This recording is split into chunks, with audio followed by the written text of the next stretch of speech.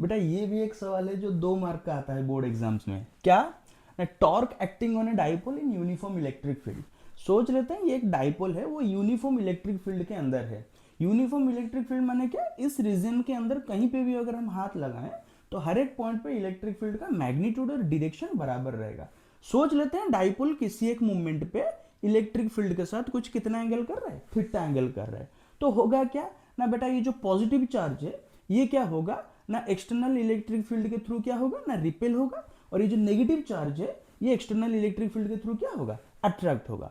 अभी देखते हैं बेटा, यहाँ पे देखो इस पोल पे इधर फोर्स लग रहा है, इस पोल पे इधर फोर्स लग रहा है, लेकिन दोनों का मैग्नीट्यूड बराबर है और डायरेक्शन ऑपोजिट है। अगर ये दोनों सेम लाइन में काम करते तो ये आपस को क्या कर देते, कैंसिल कर देते। लेकिन इन दोनों का लाइंस ऑफ एक्शन क्या है, अलग अलग है। तो होगा क्या ना, यहाँ पे इसके ऊपर टॉर्क प्रोड्यूस होगा, ये दोनों फोर्स मिलके इसके ऊपर क्या लगाएंगे, टॉर्क लगाएंगे। और टॉर्क जैसा ही लगता है ये डाइपोल क्या करता है ना, रोटेट करने लगता है थ्रू द इलेक्ट्रिक फील्ड। तो आइए देखते हैं टॉर्क कितना होगा।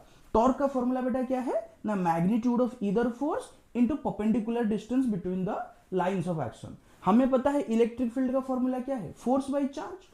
तो फोर्स कितना हो जाएगा, क्यू ई, और बाकी रहा हमें क्या कैलकुलेट करना पड़ेगा ना, ये परपेंडिकुलर डिस्टेंस। आप देखिए ये वाला जो फोर्स है इधर काम कर रहा है, ये वाला जो फोर्स है इधर काम कर रहा है। तो हमें सिर्फ और सिर्फ क्या चाहिए, इन दोनों फोर्स के बीच का परपेंडिकुलर डिस्टेंस। तो यहाँ पे हम थीटा लिए हैं, इस ट्रायंगल में अगर हम साइन थीटा ले लेंगे तो हमारा वैल्यू कितना आ जाएगा, 2l साइन थीटा। तो टॉर्क कितना हो गया ना बेटा, फोर्स का मैग्नीट्यूड हो गया QE और परपेंडिकुलर डिस्टेंस का वैल्यू हो गया कितना, 2l साइन थीटा।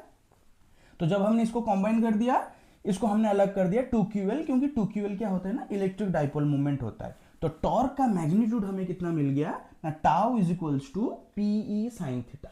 लेकिन टॉर्क क्या है, एक वेक्टर क्वांटिटी है, उसका मैग्नीट्यूड कितना हो गया, PE साइन थीटा। तो डायरेक्शन के लिए क्या होगा ना बेटा, यहाँ पे डाइपोल मूवमेंट एक वेक्टर क्वांटिटी है, इलेक्ट्रिक फील्ड एक वेक्टर क्वांटिटी है। अगर कहीं पे ए बी साइन थीटा लिखा हुआ है, हम क्या लिख सकते हैं, ए क्रॉस बी।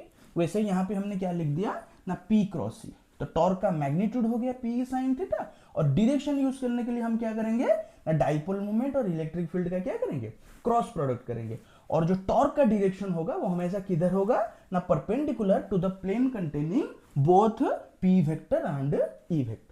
अगर आपको वीडियोस अच्छे लग रहे हो तो चैनल को सब्सक्राइब कीजिए और वीडियोस को लाइक कीजिए।